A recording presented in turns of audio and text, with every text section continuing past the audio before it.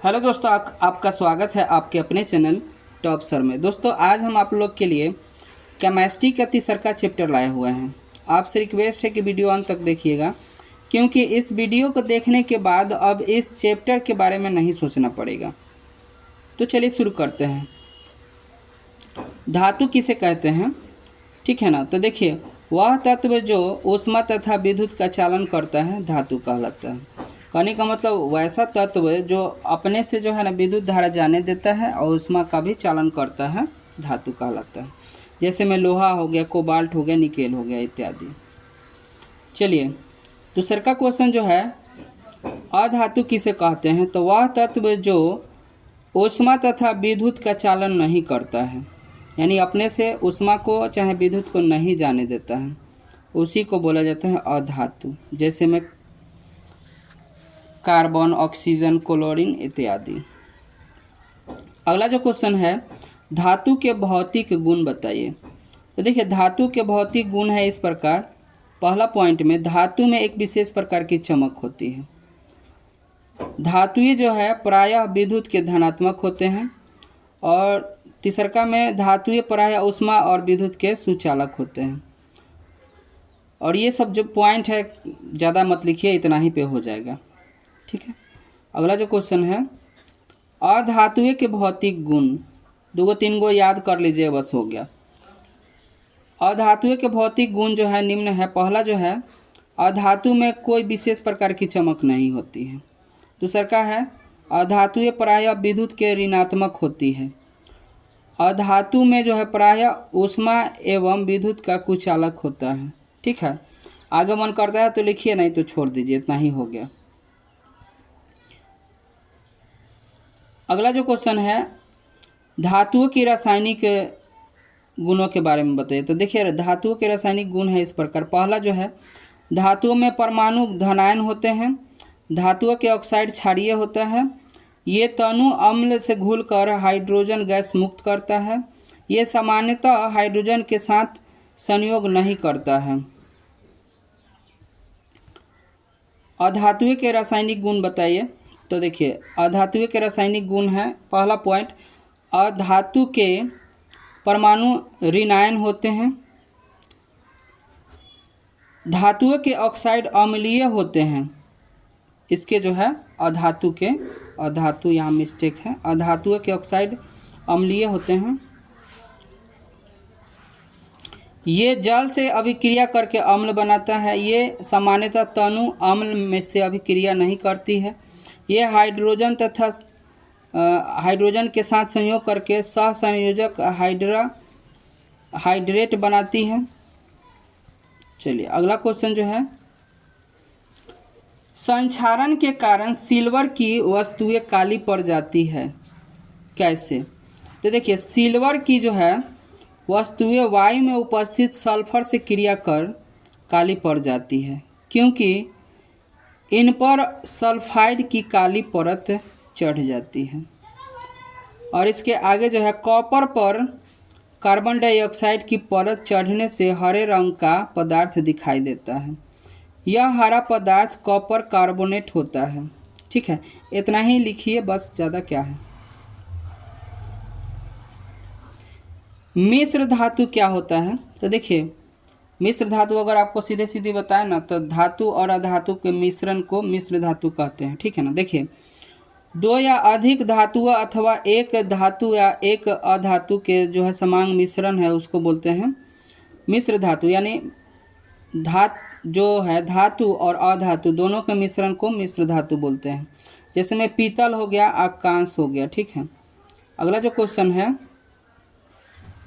तन्यता से आप क्या समझते हैं। देखिए, सामान्यतः धातु के पतले तार खींचे जा सकते हैं, उसी को तन्यता कहा जाता है। यानी धातु को एकदम तार के रूप में खींचा जा सकता है, उसकी तन्यता कहा जाता है, ठीक है ना। अगला जो क्वेश्चन है,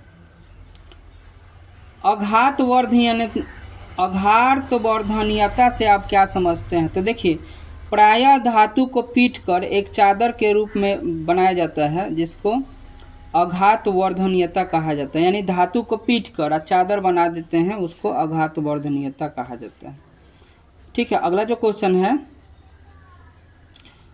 सोडियम धातु को केरोसिन तेल में डुबाकर क्यों रखा जाता है? तो देखिए, अधिक जो है क्रियाशील होने के कारण सोडियम धातु को वायु में उपस्थित ऑक्सीजन से क्रिया करने पर जलने लगती है, ठीक है ना, इसलिए उसे केरोसिन तेल में रखा जाता है। यानी खुले में हम छोड़ देंगे सोडियम को तो अपने आप आग पकड़ लेगा, इसलिए उसको हम लोग केरोसिन तेल में रखेंगे, ठीक है। अगला जो क्वेश्चन है, उभयधर्मी ऑक्साइड क्या होता है? तो देखिए, वैसे ऑक्साइड जो अम्लीय और क्षारीय दोनों गुण के हो उभयधर्मी ऑक्साइड कहलाते हैं। यानी वैसे ऑक्साइड जो अम्ल और क्षार दोनों गुण दर्शाता हो उभयधर्मी ऑक्साइड कहलाता है, ठीक है। अगला जो क्वेश्चन है, रासायनिक बंधन किसे कहते हैं? तो वह रासायनिक बंधन जो किसी अणु में परमाणुओं को एक साथ बांध कर रखता है। यानी देखिए, वह रासायनिक बंधन जो अणु में, कोई अणु बड़ा है, ठीक है, इसमें परमाणु को बांध के रख रहा है, ठीक है ना, जो बंधन बांध के रख रहा है उसी को रासायनिक बंधन बोलेंगे, ठीक है। अगला जो क्वेश्चन है, वैद्युत संयोजक बंधन या आयनिक बंधन किसे कहते हैं? तो देखिए, दो परमाणुओं के बीच एक परमाणु से दूसरे परमाणु में एक या अधिक इलेक्ट्रॉन के स्थानांतरण से बने रासायनिक बंधन को वैद्युत संयोजक बंधन कहते हैं। कहने का मतलब है दो परमाणु है और ये दोनों बांध रहा है या इसमें ये प्रवाह हो जा रहा है तो इसको बोलेंगे, ठीक है। अगला जो क्वेश्चन है, सहसंयोजक बंधन किसे कहते हैं? तो जब दो परमाणु आपस में इलेक्ट्रॉन का साझा करके अपना जो है अष्टक पूरा करता है तब उनके बीच बना हुआ रासायनिक बंधन सहसंयोजक बंधन कहलाता है, ठीक। अगला क्वेश्चन जो है, खनिज किसे कहते हैं? तो पृथ्वी के परत पर पाई जाने वाली धातु युक्त ठोस पदार्थ को खनिज कहा जाता है। पृथ्वी पर कोई भी पदार्थ पाया जा रहा है उसमें धातु है, वो हो गया। अयस्क किसे कहते हैं? जिस खनिज में प्रचुर मात्रा में धातु पाए जाते हैं तथा जिससे कम खर्च में एवं सरलता से धातु प्राप्त की जा सके उसे अयस्क कहा जाता है। अगला जो क्वेश्चन है, गैंग किसको कहते हैं? तो पृथ्वी की परत से प्राप्त अयस्क में कई प्रकार के अवांछनीय पदार्थ मिश्रित होते हैं, कई प्रकार के अशुद्धियाँ मिश्रित होता है, ठीक है ना, तो ये पदार्थ जो है गैंग कहलाता है। चलिए अगला जो क्वेश्चन है, निस्तापन किसे कहते हैं? अयस्क को उच्च ताप पर वायु की अनुपस्थिति में गर्म किया जाता है तो वो क्या है, ऑक्साइड में बदल जाता है, उसको निस्तापन। कहने का मतलब है ना कि कार्बोनेट अयस्क को ना वायु के अनुपस्थिति में गर्म करते हैं तो वो क्या है, वो ऑक्साइड में बदल जाता है, इसको निस्तापन क्रिया कहा जाता है। चलिए अगला जो क्वेश्चन है, भर्जन। सल्फाइड अयस्क को वायु की उपस्थिति में, वहाँ था अनुपस्थिति, यहाँ है उपस्थिति में गर्म किया जाता है तो वह ऑक्साइड में बदल जाता है, उसको भर्जन कहा जाता है, ठीक है। अगला जो क्वेश्चन है, अमलगम किसे कहते हैं? तो दो धातुओं का ठोस मिश्रण जिसमें एक धातु पारा हो उसको अमलगम कहा जाता है। यानी दो धातु को मिलाया जा रहा है लेकिन एक उसमें पारा होना चाहिए, उसी को अमलगम कहेंगे, ठीक है। अगला जो क्वेश्चन है, धातु क्रम किसे कहते हैं? अयस्क से धातु का निष्कर्षण तथा उसका परिष्करण कर उपयोगी बनाने की प्रक्रिया को, कहने का मतलब है ना अयस्क है उससे धातु निकाल ले रहे हैं और उसको उपयोगी बना रहे हैं, इस प्रक्रिया को धातु क्रम कहा जाता है, ठीक है। अगला क्वेश्चन है, निस्तापन और भर्जन में अंतर। तो देखिए, निस्तापन इस क्रिया में अयस्क को वायु की अनुपस्थिति में गर्म किया जाता है और यह ऑक्साइड एवं कार्बोनेट अयस्क के लिए प्रयुक्त है, ठीक। और ये जो भर्जन है ये जो है वायु की उपस्थिति में, वहाँ अनुपस्थिति में, यहाँ उपस्थिति में गर्म किया जाता है और ये जो है सल्फाइड अयस्क के लिए प्रयुक्त किया जाता है।